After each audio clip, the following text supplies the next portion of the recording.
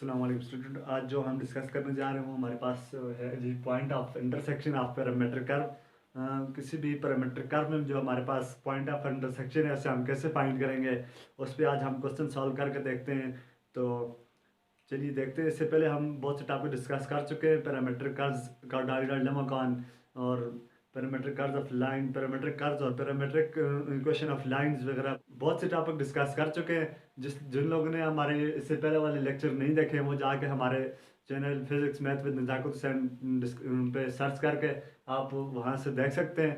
तो आज हम डिस्कस करेंगे कि पैरामीट्रिक कर्व्स में हमारे पास जो पॉइंट ऑफ इंटरसेक्शन है वो हम कैसे फाइंड करते हैं। फर्स्ट क्वेश्चन हम सॉल्व करके देखते हैं हमारे पास क्या है। तो स्टूडेंट हमारे पास क्वेश्चन है, where does the line x equal to 2t and y equal to 3 plus 4t intersect the parabola y equal to x square. तो ये जो हमारे पास फर्स्ट क्वेश्चन है इसमें हमें दो लाइंस गिवन है हमारे पास के y equal to x square, हमारे पास जो पैराबोला है वो हमारे पास कहाँ पे इंटरसेक्ट करते हैं। तो चलिए देखते हैं। फर्स्ट ऑफ ऑल इसका सोल्यूशन लिखते हैं।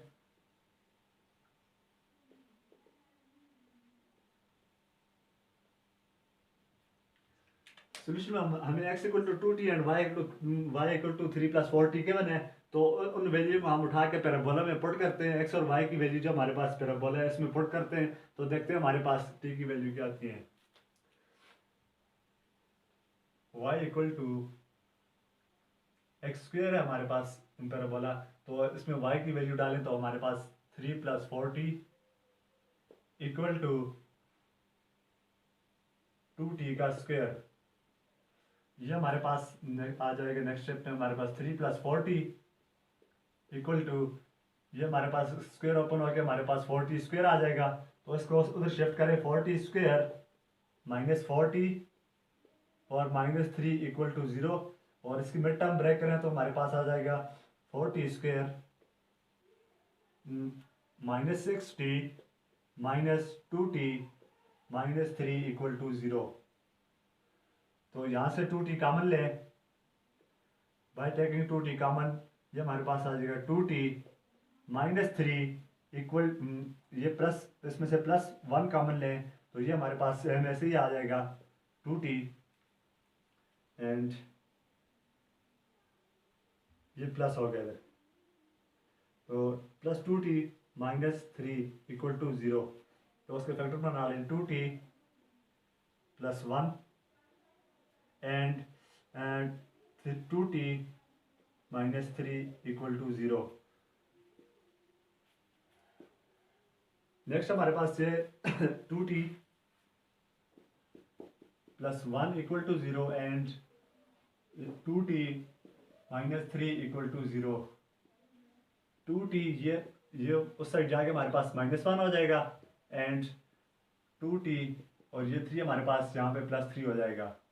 तो टू को यहाँ पे डिवाइड करें ला के -1/2 हो जाएगा। फर्स्ट t की वैल्यू हमारे पास ये आ गई और दूसरी जो हमारे पास t इक्वल टू 2/3 आ जाएगी हमारे पास। ये दो वैल्यू आ गई हमारे पास। इन वैल्यू को उठा के हमने जो हमारे पास गिवन लाइन जो उसमें पुट करना है। तो देखते हैं हमारे पास नेक्स्ट क्या आ रहा है। By putting in the above equation, by putting in the above equation we get t की वैल्यू हमने इसमें पुट करेंगे। तो फर्स्ट ऑफ ऑल पहले हम t की वैल्यू -1/2 पुट करते हैं। तो t की वैल्यू -1/2 पुट करें, x इक्वल टू 2 इंटू यहाँ पे हमने t की वैल्यू पुट करनी है -1/2, 2 से कैंसिल हो जाएगा। तो ये हमारे पास इसकी जो वैल्यू आ जाएगी x की, हमारे पास -1 आ जाएगी। और नेक्स्ट t की वैल्यू हम उठा के इसमें पुट करते हैं सेकंड इक्वेशन में, y equal to 3 plus 4 into -1/2। तो ये 2 टू 4 एंड ये हमारे पास आ जाएगा, यहाँ पे लिख देते हैं इसे, और ये हमारे पास -2 हो जाएगा। 3 - 2 विच इज इक्वल टू 1। तो ये हमारे पास x की वैल्यू जो है 1 आ गई है। अब हम 3/t की वैल्यू हमारे पास दूसरी t की वैल्यू आई है, ऐसे 2/3 को पुट कर इन्हीं इक्वेशन से पुट करते हैं। अब जो हमारे पास दूसरी हमारे पास t की वैल्यू है t इक्वल टू 2/3। इसे भी उठा के इन इक्वेशन में पुट करते हैं तो अब देखते हैं हमारे पास क्या आता है। x equal to 2 into 2/3, sorry ये हमारे पास 3/2 है। 3/2 3/2 हो जाएगा, ये 2 से कैंसिल हो जाएगा, तो हमारे पास जो x की वैल्यू आएगी वो हमारे पास 3 है। नेक्स्ट हम देखते हैं इसकी, यही 3/2 को उठा के हम y इक्वल टू 3/y दूसरी क्वेश्चन में पुट करते हैं। 3 प्लस 4 इंटू 3/2, 2 से कैंसिल हो जाएगा 3, और यहाँ पे 2 2 to 6, x equal to 3 plus 6 which is equal to 9। तो ये हमारे पास दो वैल्यू आ गई हैं, इन्हें हम यहाँ पे लिख लेते हैं।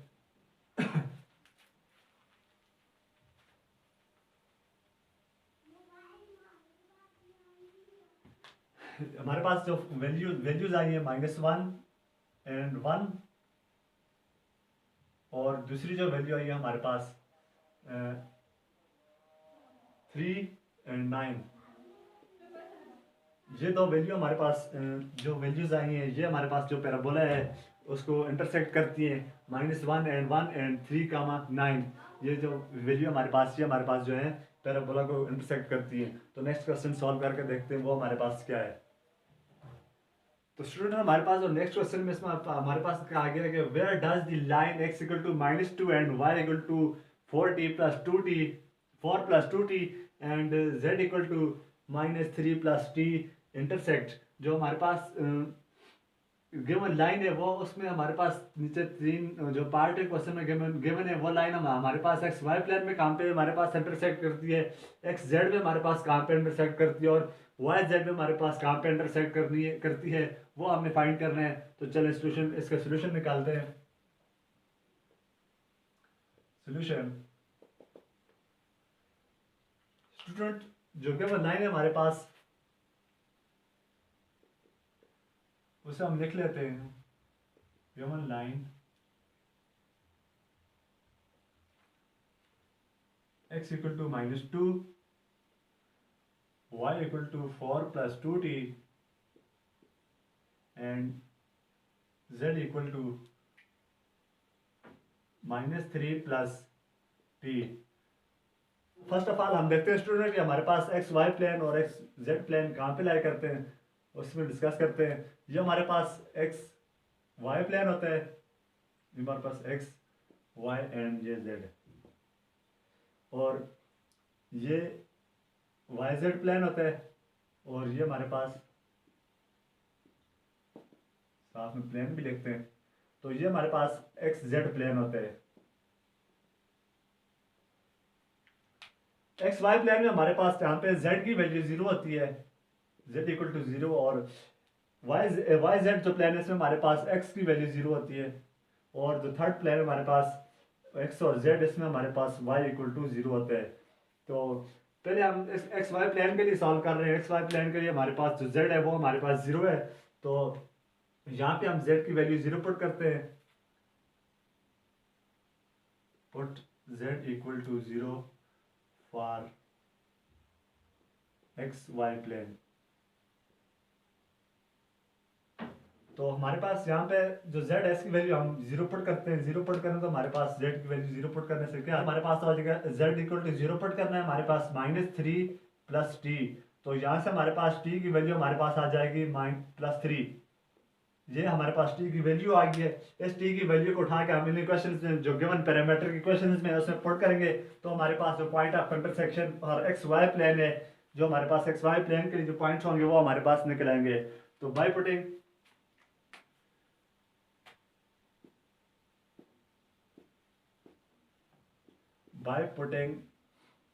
t equal to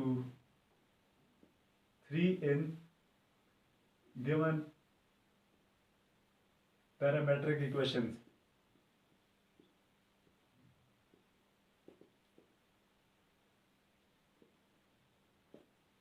तो स्टूडेंट पुट करें हमारे पास फर्स्ट तो हमारे पास सेम ही रहेगा x इक्वल टू -2, क्योंकि इसमें हमारे पास कोई पैरामीटर्स नहीं है। तो जो हमारे पास y इक्वल टू है, y में y equal to 4+2 and t की वैल्यू हमारे पास 3 है, t की वैल्यू पुट करें तो ये आ जाएगा हमारे पास y इक्वल टू 2 3 6 एंड ये हमारे पास +4 हमारे पास 10 हो जाएगा। सिमिलरली हमारे पास जो t इक्वल टू 3 है उसे उठा के इसमें पुट करें थर्ड इक्वेशन में, z equal to -3 plus t की वैल्यू हमारे पास 3 है, यहाँ पे पुट करें तो ये हमारे पास 0 हो जाएगा, z इक्वल टू 0। तो स्टूडेंट हमारे पास जो 3 पॉइंट आए हैं इंटरसेक्शन पॉइंट, जो हमारे पास जो पॉइंट हमारे पास एक्स वाई प्लेन में इंटरसेक्ट करेंगे वो हमारे पास है x equal to -2 and y equal to 10 and z equal to 0। ये 3 पॉइंट है हमारे पास एक्स वाई प्लेन में जो हमारे पास कट करेंगे। तो नेक्स्ट स्टूडेंट इसी तरह हम जो हमारे पास एक्स जेड प्लेन है यहाँ पे हम y की वैल्यू 0 पुट करेंगे। जब वहाँ जहाँ पे हम y की वैल्यू 0 पुट करेंगे तो हमारे पास जो आंसर आएगा वो हो जाएगा t इक्वल टू -2, जो ये -4 हो जाएगा यहाँ पे आके। तो t2 को हम यहाँ पे डिवाइड करेंगे ला के नीचे 4 के, तो वो हमारे पास कट के -2 आ जाएगा। -2 को उठा के जो t की वैल्यू जब पैरामीटर जैसे हमारे पास 3 आया है, इसी तरह हमारे पास t की जो वैल्यू आएगी हमारे पास -2 आएगी, उससे उठा के इन तीनों इक्वेशन में पुट करेंगे।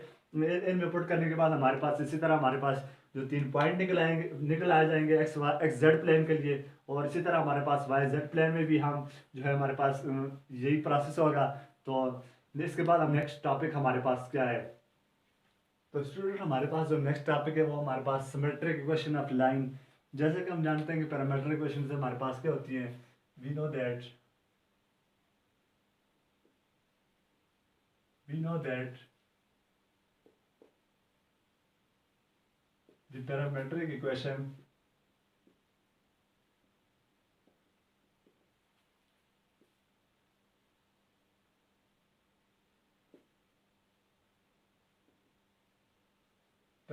equations of line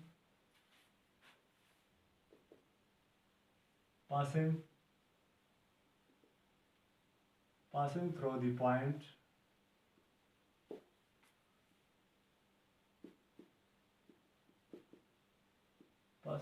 point P of x naught, P naught of x naught, comma y naught and z naught, and having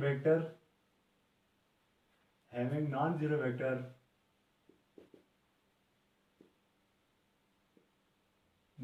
vector parallel to it, which is v equal to ai plus bj and plus c के r, इसकी जो हमारे पास equations होंगी parametric वो होंगी x equal to x naught plus at and y equal to y naught plus bt and z equal to z naught plus ct। Symmetric equation of line जो हमारे पास है वो हम इन्हीं पैरामेट्रिक इक्वेशन ऑफ लाइन से निकालेंगे। Parametric equation of line हम डिस्कस कर चुके हैं, वो हमारे पास होती है we know that the parametric equations of line that passing through the point p of x naught y naught and z naught and having non-zero vector parallel to it, which is जो हमारे पास parallel vector है वो है v equal to A I plus B J and C K R. जो इस equation होगी हमारे पास x equal to X not plus A T and y equal to Y not plus B T and z equal to Z not plus C T. ये जो हमारे पास 3 equation हैं इन्हीं से हम सिमेट्रिक इक्वेशन ऑफ लाइन निकालेंगे। तो सिमेट्रिक इक्वेशन ऑफ लाइन निकालने के लिए सबसे पहले हम यहाँ से तीनों इक्वेशन से t की वैल्यू निकालेंगे। t की वैल्यू निकाल कर उसे हम कंपेयर करेंगे तो हमारे पास वो सिमेट्रिक इक्वेशन ऑफ लाइन बन जाएगी। तो यहाँ से हम फर्स्ट इक्वेशन से अगर t की वैल्यू निकालें, इस इक्वेशन 1 का नाम दे दें, this equation 2 and this one is equation 3। First equation से हमारे पास t की वैल्यू जो होगी वो x minus X not divided by T divided by A which is equal to t। And जो सेकंड इक्वेशन है हमारे पास first equation and second second equation से हमारे पास जो टी की वैल्यू निकलेगी वो हमारे पास होगी y minus y naught divided by b and t साथ में which is equal to t. और थर्ड इक्वेशन से जो हमारे पास टी की वैल्यू निकलेगी वो हमारे पास होगी from third equation z minus z naught divided by c which is equal to t। इन तीनों इक्वेशंस को हम कंपेयर करेंगे। कंपेयर करने के बाद जो हमारे पास parametric equation symmetric equation of line निकलाएगी by comparing we get x minus x naught divided by a which is equal to y minus y naught divided by b and which is equal to z minus z naught divided by c। तो student ये हमारे पास symmetric equation of line आ गई है। Equation of straight line है हमारे पास विच जो point हमारे पास जिस पॉइंट से गुजरी वो हमारे पास X not Y not and Z not है जो, और ए बी और सी जो हमारे पास है ये हमारे पास डायरेक्शन रेशियो है। डायरेक्शन रेशियो के बारे में हम डिस्कस करते हैं कि हमारे पास डायरेक्शन रेशियो क्या होते हैं और डायरेक्शन कोसाइन क्या होते हैं। स्टूडेंट सबसे पहले हम डिस्कस करते हैं कि डायरेक्शन कोसाइन हमारे पास क्या होता है। डायरेक्शन कोसाइन के लिए हमारे पास ये एक प्लेन है, उसमें हमारे पास एक वेक्टर है, ये हमारे पास एक वेक्टर है। तो एक्स एक्सिस से यहाँ तक हमारे पास जो एंगल बनते हैं उसे हम अल्फा बोलते हैं, और जो हमारे पास वाई एक्सिस पे हमारे पास जो एंगल है वो उसे हम बीटा बोलते हैं। ये हमारे पास जो एंगल होगा इसे हम बीटा कहेंगे, और जो जेड एक्सिस के हमारे पास जो एंगल होते हैं उसे हम अल्फा बोलते हैं। तो ये अल्फा बीटा और गैमा जो हमारे पास हैं ये हमारे पास जो डायरेक्शन एंगल बन जाएंगे। Alpha beta and gamma, alpha beta and gamma are called direction angle या एंगल ऑफ डायरेक्शन एंगल। और इसी तरह हमारे पास जो है डायरेक्शन कोसाइन, जब cos alpha cos beta and cos gamma हमारे पास आएंगे तो हमारे पास डायरेक्शन कोसाइन होंगे। डायरेक्शन कोसाइन हमारे पास क्या होगा, वो हमारे पास cos alpha cos beta and cos gamma. तो काज गैमा हमारे पास होंगे, ये हमारे पास जो है डायरेक्शन कोसाइन है। डायरेक्शन, इसके बाद हम डायरेक्शन रेशियो को डिस्कस करते हैं। डायरेक्शन रेशियो हमारे पास क्या है, अब हम डायरेक्शन रेशियो के बारे में डिस्कस करते हैं। डायरेक्शन रेशियो ये तो डिस्कस हो गया। डायरेक्शन रेशियो में हमारे पास फर्स्ट करें, हमारे पास ये वेक्टर है जो वो है ए कामा बी कामा सी। ये हमारे पास कोई वेक्टर है। तो स्टूडेंट ये जो ए बी और सी है ये हमारे पास जो है ये डायरेक्शन रेशियो है। ए बी और सी ये हमारे पास डायरेक्शन रेशियो है। डायरेक्शन रेशियो जो हमारे पास, इसके बाद हम डायरेक्शन रेशियो और कोसाइन को फाइंड करेंगे। इसका जो हमारे पास मैग्नीट्यूड आ जाएगा, magnitude of direction ratio which is equal to a square plus b square and c square. ये हमारे पास जो है डायरेक्शन रेशियो का मैग्नीट्यूड आ गया। डायरेक्शन कोसाइन और डायरेक्शन रेशियो को हम कैसे फाइंड करेंगे, मैग्नीट्यूड इसको हम फर्दर लिख सकते हैं जो रेशियो इसकी A over magnitude of vector and B over magnitude of vector and C over magnitude of vector. तो ये हमारे पास डायरेक्शन कोसाइन और डायरेक्शन रेशियो को फाइंड करने के लिए हमारे पास ये फार्मूला है। डायरेक्शन रेशियो हमारे पास ये आ जाएंगी, तो इसके हम फर्दर लिख सकते हैं are a over under root a square plus b square plus c square and B over under root a square plus b square and c square. Further हमारे पास जो सी आ जाएगा c divided by under root a square plus b square and plus c square. तो ये हमारे पास आ जाएंगे डायरेक्शन रेशियो और डायरेक्शन कोसाइन। उम्मीद करता हूँ समझ आई होगी। तो इसके बाद हम एक्सरसाइज पे जाते हैं, इससे रिलेटेड जो क्वेश्चन है वो डिस्कस करते हैं। तो स्टूडेंट हमारे पास जो क्वेश्चन है वो है show that the lines x equal to 2 plus t1 and y equal to 2 plus 3t1 and z equal to 3 plus t1। तो इस तरह हमारे पास दूसरी लाइन है x equal to 2 plus t2 and y equal to 3 plus 4t1 and जो z equal to 4 plus 2t2। तो intersect भी करती हैं and find point of intersection. ये दोनों लाइन जो हमारे पास ये इंटरसेक्ट भी कर रही हैं और इनके हमने पॉइंट ऑफ इंटरसेक्शन फाइंड करना है। तो चलें इसका सोल्यूशन देखते हैं। इंटरसेक्शन के लिए हम दोनों लाइन्स को कंपेयर करेंगे बाय कंपेयरिंग एक्स को एक्स के साथ, वाई को वाई के साथ और जेड को जेड के साथ कंपेयर करेंगे। तो इसमें हमारे पास जो two equal to sorry two plus T one with और एक्स हमारे पास जो दूसरी लाइन के और टू है हमारे पास two plus T two and इसी तरह हमारे पास जो वाई के साथ कंपेयर करें तो थ्री प्लस इसी तरह हम वाई को वाई के साथ कंपेयर करेंगे तो two plus three t equal to three plus four T two ये टी वन है। और इस तरह हमारे पास जो थर्ड है three plus T one and four plus two T two. तो यहाँ से हम इसे शिफ्ट करते हैं इधर two plus T one minus two minus T two which is equal to zero.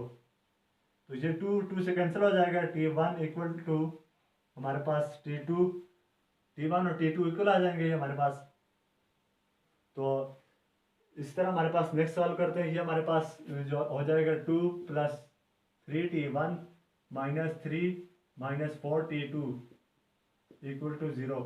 तो ये हमारे पास थ्री टी वन हो जाएगा और माइनस फोर टी टू, ये माइनस थ्री प्लस टू ये हमारे पास माइनस वन आ जाएगा which is equal to zero. तो ये इस तरह हमारे पास इक्वेशन टू आ गई। इस तरह ये हमारे पास three plus T one minus four and minus four minus two T two equal to zero. तो ये हमारे पास हो जाएगा T one and minus two T two and ये हमारे पास माइनस वन हो जाएगा which is equal to zero. तो ये हमारे पास तीन इक्वेशन आ गई हैं। इन इक्वेशन से हम पहले दो इक्वेशन को सॉल्व करेंगे। इनको सॉल्व करने के बाद जो हमारे पास थर्ड इक्वेशन उसमें पुट करेंगे। अगर हमारे पास ये वैल्यू सेम आ जाती है टी वन और टी टू की तो हम कहेंगे ये दोनों लाइन इंटरसेक्ट करती हैं। हमारे पास है टी वन जो है वो इक्वल टू टी टू है, इसको हम उठा के हम पुट करते हैं। जो हमारे पास इक्वेशन आई थी सेकेंड इक्वेशन आई थी, सेकेंड इक्वेशन जो हमारे पास आई थी वो थी three T one minus four T two minus one equal to zero.